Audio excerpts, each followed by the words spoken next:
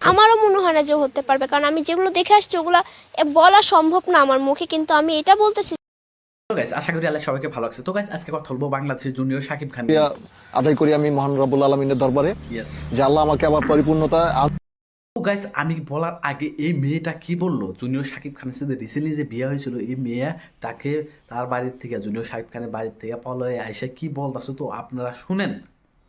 আমারও মনে হয় না যে হতে পারবে, কারণ আমি যেগুলো দেখে আসছি ওগুলা বলা সম্ভব না আমার মুখে, কিন্তু আমি এটা বলতেছি যে পারবে না, এটা আমি sure।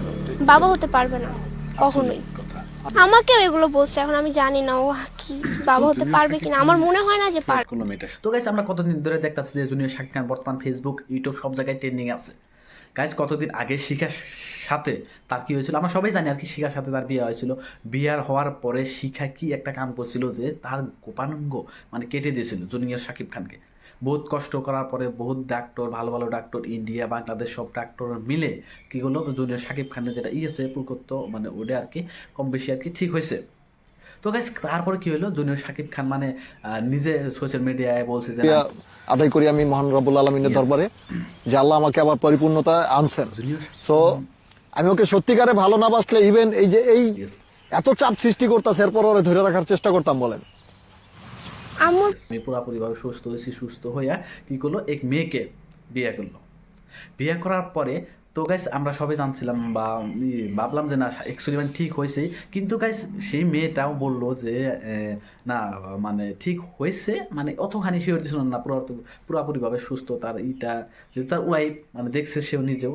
তারপর গাইস কথার মধ্যে কথা হলো বর্তমান সেই মেয়ে আয়া নিয়া বলতেছে না তো ছেলেটা বারবার জোর করতেছে বানাও তোমাকে অনেক সুন্দর লাগছে ভাগ্নি, ঠিক আছে সবাই জানি যে তো ভাগ্নি যেহেতু বলছে এখানে তো আর কিছু করার নাই। আরেকটা কথা, আমি যখন টিকটক করছে তখন বলছে ক্যাপশনে ভাগ্নি লেখা দেন, উনি বলছে যে না এটা সাকিব পুরাপুরিভাবে সুস্থ হয় না, সে ভুল করছে মানে ভুল কইরা মানে কি করলো সোশ্যাল মিডিয়ার মধ্যে তাকে মানে ভাইরাল করার জন্য এই মেয়েটাকে দিয়ে এগুলা এগুলা ভিডিও খারাপ খারাপ কিবা কিবি ভিডিও বানাইছে।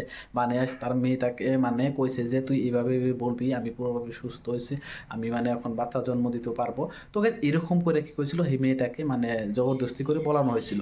কিন্তু গাইস সেই মেয়েটা রিসেন্টলি পালাইয়া সোশ্যাল মিডিয়ায় বলতেছে যে না সাকিব মানে জুনিয়র সাকিব সুস্থ হয় নাই, সে আমার সাথে প্রতারণা করছে, সে বহুত একটা খারাপ মানুষ। তো এরকম এরকম আছে পর্যায়ে বিরক্ত হয়ে আমি পালিয়ে চলে আসি, তারপরও আমাকে ধরে নিয়ে যায় বাসায়। আমি কান্না করতাম আর তখন ও আমার সাথে আরো খারাপ ব্যবহার করতো, কান্না করতে দিত না, মানে মা বাবার কথাইও শুনতে পারতো না, বললে আমাকে মানে মারার চেষ্টা করতো।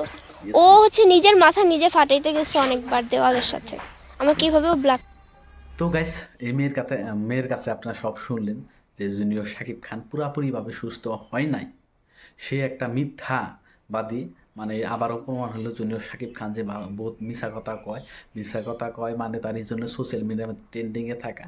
যাই হোক গাইস, তো যেহেতু একটা মেয়ের লাইফ বরবাদ করার জন্য সে আবারও একটা হয়েছিল, কিন্তু মেয়েটা খুব তাড়াতাড়ি বুঝতে পারছে যে না এটা একটা চালবাদী, সে তার সাথে রং করছে কাম করছে। তো বর্তমান মেয়েটা তার মায়ের কাছে আসছে, মায়ের কাছে এসে ভুল স্বীকার করতেছে যে মা আমার ভুল হয়েছে, আমাকে মাফ করে দাও, আমি আর কোনোদিনও এরকম কাজ করব না। তো এটাই আর কি। তো গাইস আপনারা কমেন্ট করে জানান যে এই মেয়েটা ঠিক করছে না ভালো করছে খারাপ করছে, আর জুনিয়র শাকিব খানের সাথে থেকে সে চলে এলো, কামটা ভালো হলো না খারাপ হলো। তো গাইস আপনারা কমেন্ট করে জানান।